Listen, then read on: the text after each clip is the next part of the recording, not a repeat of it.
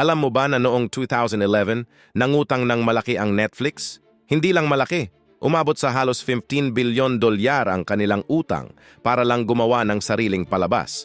Habang iniingatan ng mga kakumpetensya nila ang kanilang pera, pinili ng Netflix na gastusin ang lahat. House of Cards, Stranger Things, Orange is the New Black. Ginastos nila ang pera na wala pa sila. Maraming eksperto ang nagsabi na tanga sila. Bakit mangutang kung pwede kang magtipid? Pero ito ang hindi nakita ng mga kritiko. Habang nagtatayo ng content library ang Netflix, nagtatayo rin sila ng ugali ng tao.